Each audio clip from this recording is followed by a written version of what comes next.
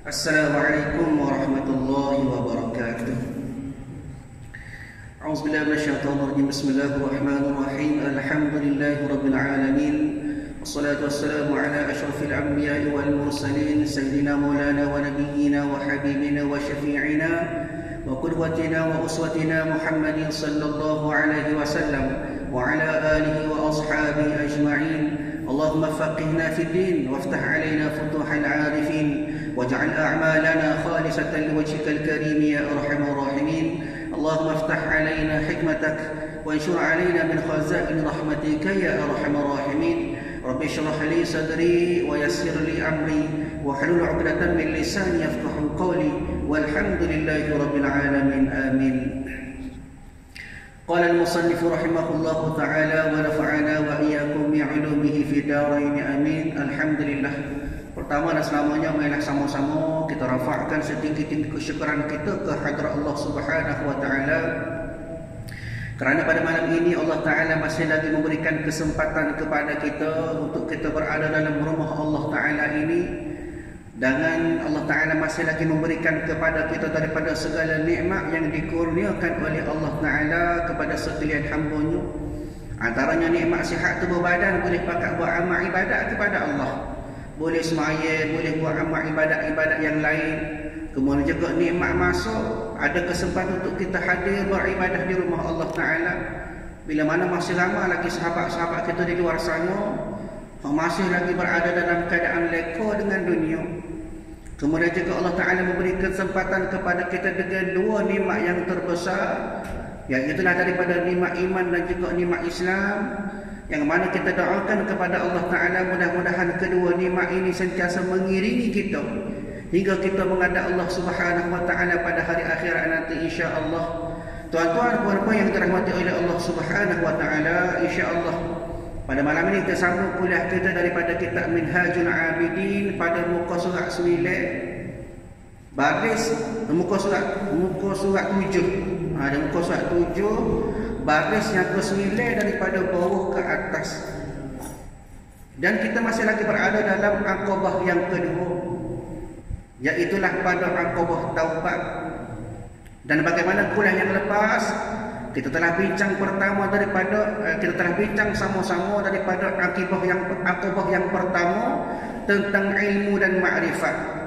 Akabah ini ialah merupakan halangan-halangan ataupun cabaran-cabaran, rintangan-rintangan bagi kita nak mencapai ke hadratillah, kita nak kenal Allah Ta'ala, kita nak jumpa dengan Allah Ta'ala dalam keadaan khalis, tidak ada benda lain daripada hati kita kecuali Allah Ta'ala semata-mata. Nak sampai kepada martabat itu, maka ahli sufi menyatakan kepada kita, antaranya disebut juga oleh Hujjatul Islam Imam Al-Ghazali rahimahullahu ta'ala, daripada kitab kita ini, kitab Minhajul Abidin, ada 7 cabaran untuk kita berhadap, untuk kita tempuh, barulah akhirnya kita boleh jumpa Allah Ta'ala dalam keadaan hati kita yang bersih, hati kita yang sudah bersedia sebetul-betulnya untuk jumpa dengan Allah Ta'ala. Kapanya akabah yang pertama, akabah ilmu dan makrifat. Mula-mula sekali kita digelar sebagai orang yang salikin, orang-orang yang nak berjalan menuju ke hadratillah, berjalan nak jumpa dengan Allah Ta'ala. Makna kata bukan setakat jumpa pada anggota kita esok-esok pada hari akhirat, pada hari kiamat, tetapi atas dunia lagi diberi peluang untuk kita bertemu dengan keadaan hati kita ni menghadap Allah Ta'ala sentiasa. Walaupun kita sedar kita tak boleh nak jumpa dengan Allah Ta'ala masa hidup, tapi hak bawa kita kepada Allah Ta'ala, itulah yang dikatakan sebagai perjalanan yang disusun oleh ahli-ahli tasawuf, ataupun ada perjalanan sufi, perjalanan tasawuf kita menghadap Allah Ta'ala. Maka perjalanan kita ini mula-mula sekali kena ada ilmu dan makrifat. Kita kenal Allah Ta'ala, kita faham Allah Ta'ala, kita mengaji tentang Allah Ta'ala. Maka bila dah ada ilmu, maka perjalanan seterusnya kita kena melalui akabah yang kedua, halangan yang kedua, rintangan yang kedua, iaitulah taubat. Sebab apa? Sebab nak jumpa dengan Allah Ta'ala, dia kena bersih. Dia barulah Allah Ta'ala terima kita. Kalau hati kita, kalau jiwa kita masih lagi ada benda-benda yang mengganggu kita daripada ingat kepada Allah Ta'ala, maka jauh lagi kita dengan Allah Ta'ala. Maka nak tak nak, nak menghampirkan diri kita kepada Allah Ta'ala, maka kita kena bersih. Lagu mana cara nak bersih? Iaitulah dengan cara kita bertaubat kepada Allah Ta'ala. Lepas pada taubat bersih dah berlaku, maka akan ada cabaran-cabaran dia kita nak jumpa dengan Allah Ta'ala. Gapo dia? Itulah yang digelarkan sebagai aqabah awaid. Benda-benda yang boleh menghalang kita, benda-benda yang boleh menyebabkan kita jadi sekolah sangat jauh daripada Allah Ta'ala. Gapo dia?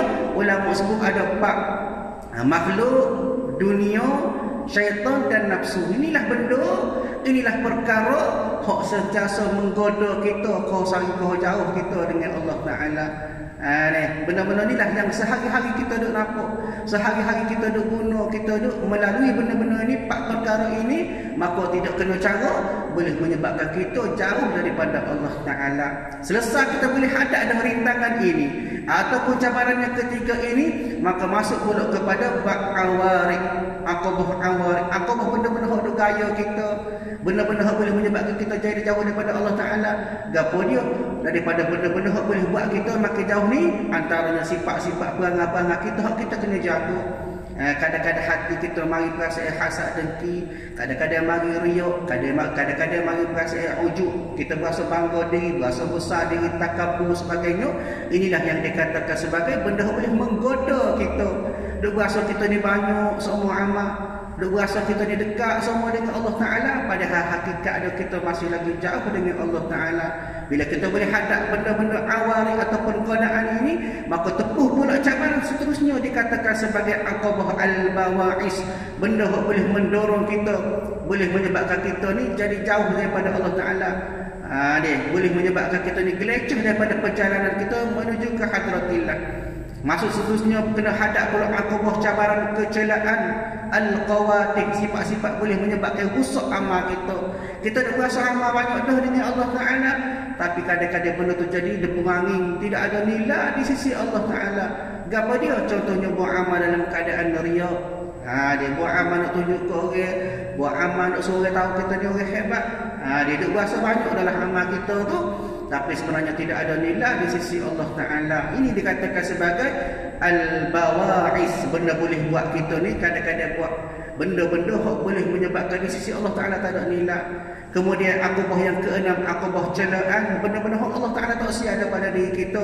Setelah kita hadap ke enam aqabah ataupun cabaran ini, maka cabaran yang terakhir apa dia? Aqabah alhamdu wa syukur, aqabah puji dan syukur. Selesai dah kita beradab kepada segala cabaran-cabaran kita nak jumpa dengan Allah Ta'ala, nak membawa hati kita kepada Allah Ta'ala, maka akhirnya kita rasa kita syukur kepada Allah Ta'ala, kita puji Allah Ta'ala. Sebab apa?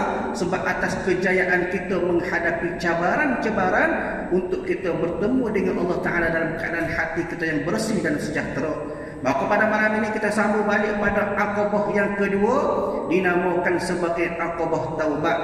Muka surat 7 pada baris 9 daripada bawah ke atas, maka berhadap di sini aqabah taubat.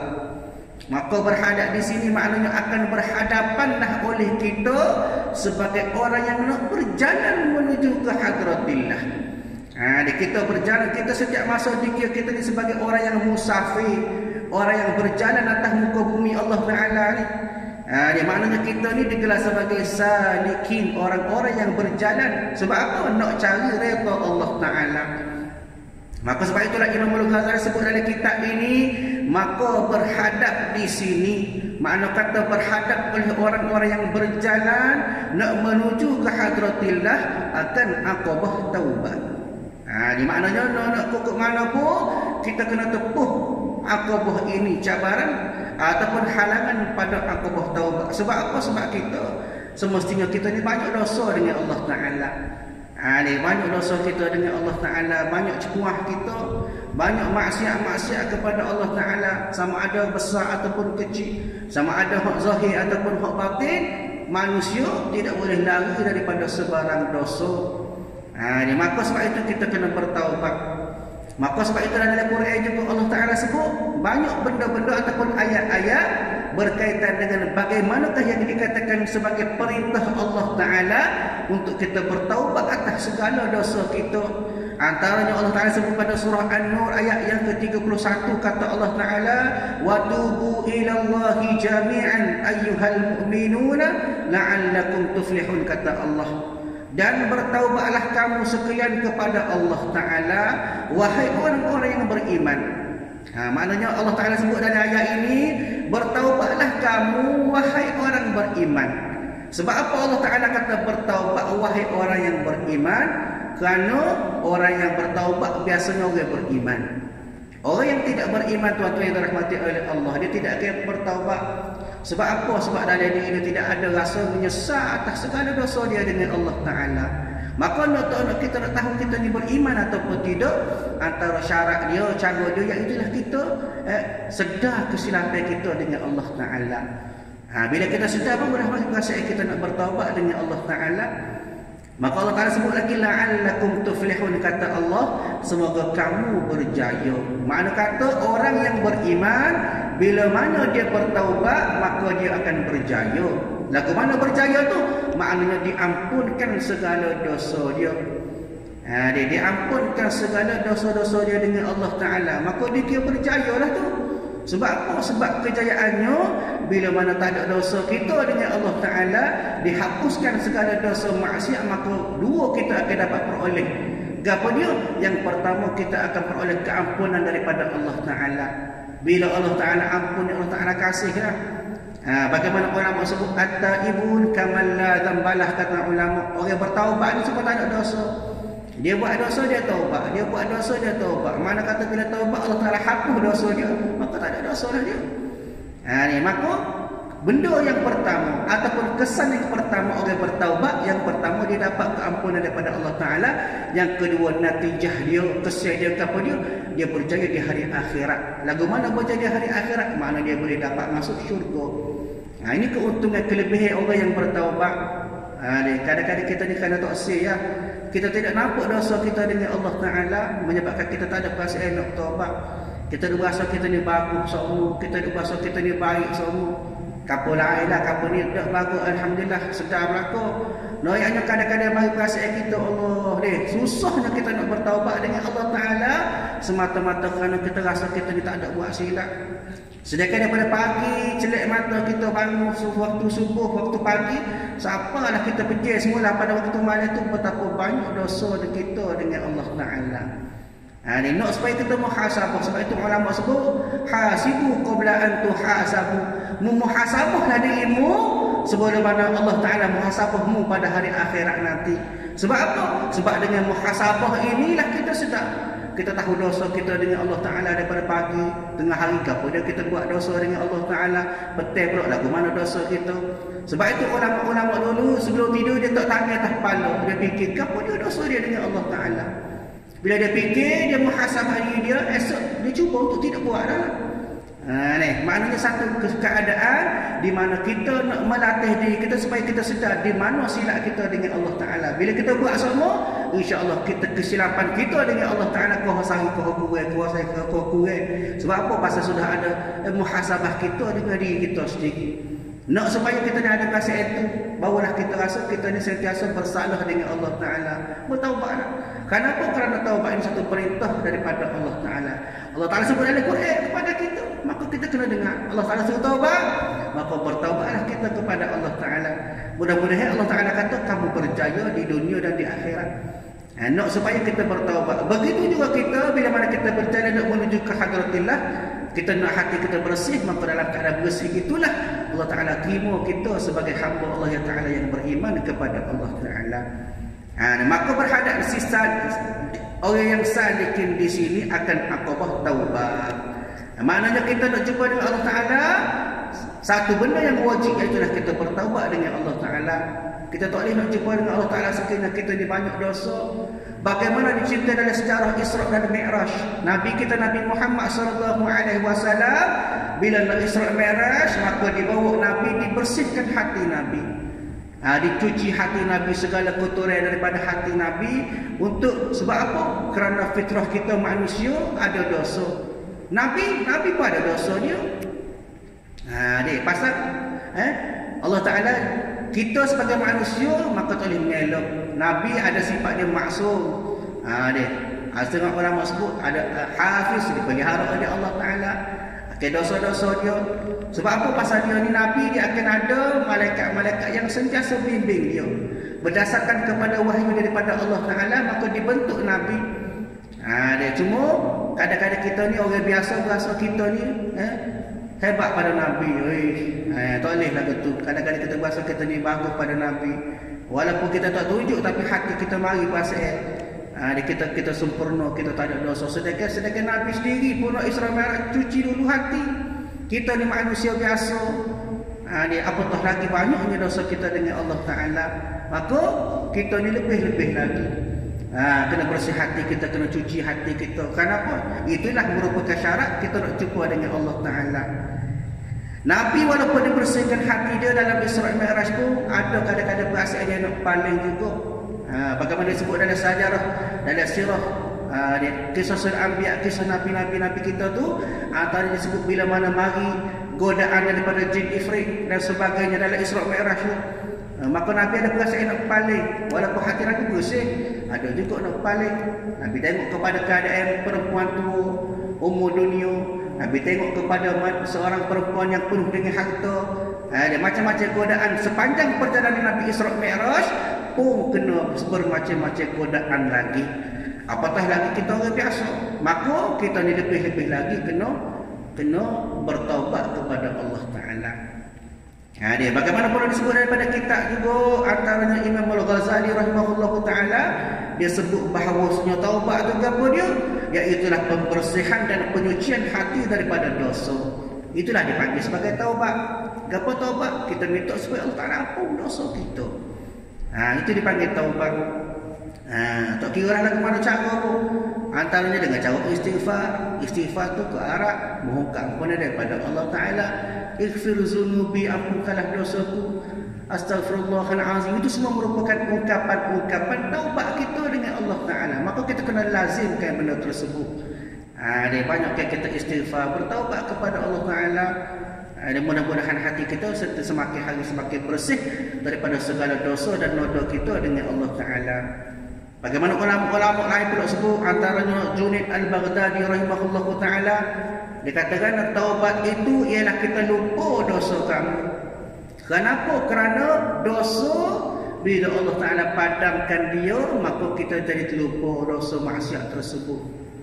Begitu juga benda baik, wal amalu salih yarfa'u. Dia benda-benda baik kita buat, Allah Ta'ala akan angkat selalu. Dia kebaikan kita buat, pahala kita buat, Allah Ta'ala angkat selalu. Jadi kita teringat. Kalau kita ada berasa kita ni, banyak dah aku buat benda baik, aku rajin sedekah, aku rajin buat amal, kita ada berasa lagu tu lagi, maka itu dikatakan oleh ulama, benda tu duk main ikut kita lagi, tu yang tak angkat. Ada dengan kita lagi, kita buat benda-benda baik, kita dah ingat semua benda tu. Ingat lagi kita sedekah mari, ingat lagi kita buat baik. Maka benda ni kata ulama tak diangkat, sedangkan al-amalus salih yarfa'u. Benda baik maka Allah Ta'ala akan angkat, terima selalu dah. Sebab itu bila mana kita rasa kita banyak amal lagi, banyak amal dah, maka kena perbanyakkan lagi amal kita. Sebagai tanda kita nak supaya Allah Ta'ala angkat, maqbulan indallah, diterima di sisi Allah Ta'ala. Dosa kita pun bila kita taubat, maka Allah Ta'ala akan ampun dosa tersebut. Maka manakala antara ulama lain, antaranya Imam An-Nuri rahimahullah ta'ala, dia katakan taubat itu iaitulah engkau bertaubat daripada semuanya kecuali Allah Ta'ala. Bila kita bertaubat, maka hati kita jadi tak silap benda lain, nak kepada keampunan daripada Allah Ta'ala semata-mata. Maka berhadap di sini akabah taubat, maka berkehendak ia, maknanya kita dah berkehendak berhajat akan dia oleh orang yang salih itu, tiada mustahil apa dia, iaitu tidak dapat tiada. Makna kata tidak dapat tiada ni la budda, pokok mana pun kena tepuh juga akabah taubat. Pokok mana pun nak jumpa dengan Allah Ta'ala, kita kena tafsiyatun nafs, kena cuci hati kita, bersih jiwa kita, baru boleh jumpa dengan Allah Ta'ala dalam keadaan yang baik. Kepada memutuskannya dan mengatasinya supaya sampai kepada barang yang maksud daripadanya. Makna kata selagi mana kita tak bertaubat, maka hati kita tidak akan sampai kepada matlamat kita. Dia matlamat kita tu siapa dia? Allah Ta'ala. Tapi kita tak bertaubat, maka banyak lagi benda cuma dalam hati kita, banyak benda kotor daripada hati kita, menyebabkan tak sampai matlamat kita nak meletakkan Allah Ta'ala semata-mata dalam hati kita. Kenapa? Kerana hati kita penuh bergelumir dengan dosa.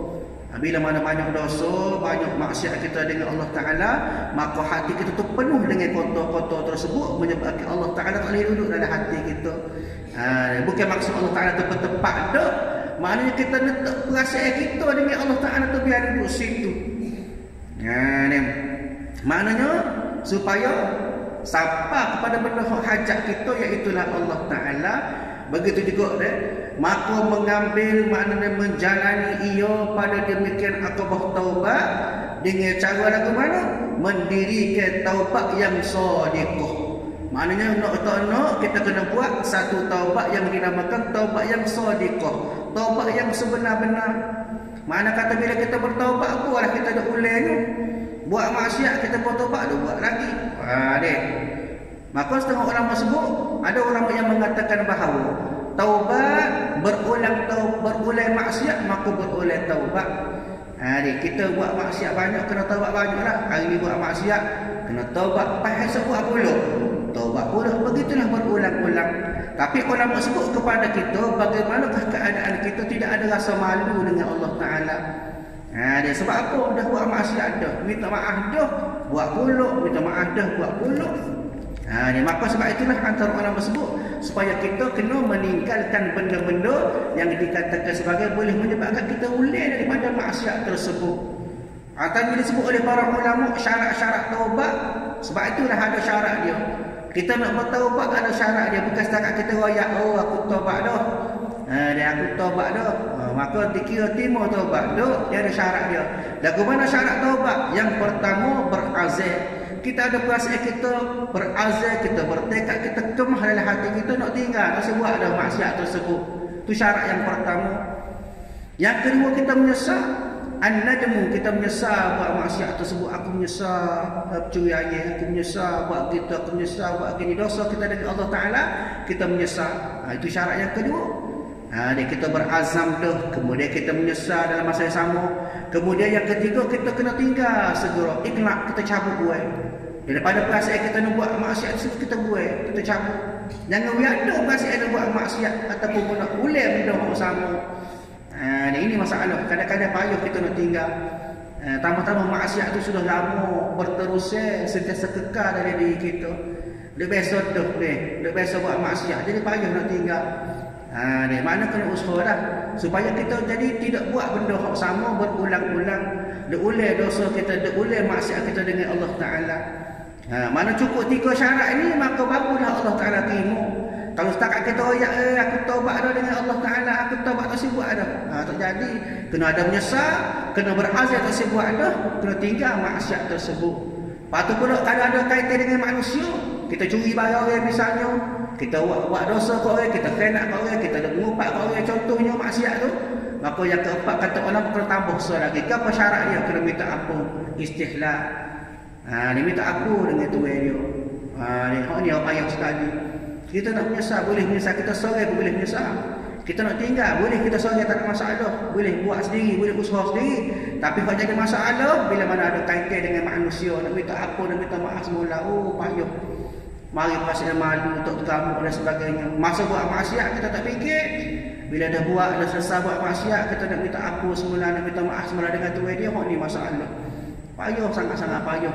Bagaimana perasaan malu kita nak jaga aib kita lagi. Sebab itu nak buat maksiat, kena fikir dulu. Kena kena dengan Allah Ta'ala. Bagaimana kesan dia pada diri kita. Dia. Lepas tu buat ada tu nak buat kan? Taubat. Ada dosa kita dengan manusia, minta halal, minta ampun. Imam Ismail sebut, Imam Mazhab Syafi'i menyebut bahawasanya kalau dosa kita sesama manusia kena royak detail. Minta maaf lah baru curi ayam demo, minta maaf lah baru mengumpat ke demo sekian. Itu Mazhab Syafi'i. Bukan kata gaya, maaf gaya ke kosong-kosong. Itu tak kira Mazhab Syafi'i. Mazhab lain tak apa, Mazhab Syafi'i kena detail. Sebab apa? Mazhab Syafi'i dia lebih ihtiyat, dia bercermat atas silap kita ataupun atas sikap manusia buat maksiat. Di mana dia lebih cermat. Nak ayatnya bahawasanya payah kita nak buat taubat ni bukan senang. Dia bukan senang nak buat taubat. Tambah-tambah lagi bila ada kaitan sesama manusia, ni payah kita nak minta halal, minta ampun daripada dosa kita dengan manusia. Dengan Allah Ta'ala kita boleh tahan bangun tengah malam, kita teriak, kita suruh diri kita kepada Allah Ta'ala bangun qiyamul, minta apa dengan Allah Ta'ala. Tak apa mudah, dengan manusia payah. Maka cara dia tidak lain tidak bukan kena tinggal. Kenapa? Kerana takut-takut ada kaitan dengan manusia. Ni payah. Di maknanya kena buai daripada segala dosa dengan cara taubat tadi, supaya sampailah kehendak kita nak meletakkan Allah Ta'ala sebagai matlamat kita. Baik. Jadi cara dia ke mana? Iaitulah dengan melaksanakan taubat yang sebenar-benar di dalam hukumnya. Apa dia hukum tu? Dikatakan sebagai hak-hak dia, biar cukup rukun taubat kita. Dia kena dengan syarat-syarat taubat sehingga diputuskan akan dia. Maknanya kata sampai masa akhirnya kita bertaubat dengan Allah Ta'ala. Mak ni baik. Tapi kita nak jumpa dengan Allah Ta'ala, nak bawa diri kita kepada Allah Ta'ala, nak kena buat juga, kena bertaubat. Malu ke, puasa payah ke, kena rawai juga. Kenapa? Kerana taubat inilah merupakan salah satu syarat kita nak membersihkan diri kita untuk kita jumpa dengan Allah Ta'ala dalam keadaan hati kita yang baik, hati kita yang sejahtera. Dalam masa yang sama Allah Ta'ala terima kita sebagai orang-orang yang bertakwa kepada Allah Ta'ala. Kenapa? Kerana hati kita sudah bersih dengan Allah Ta'ala.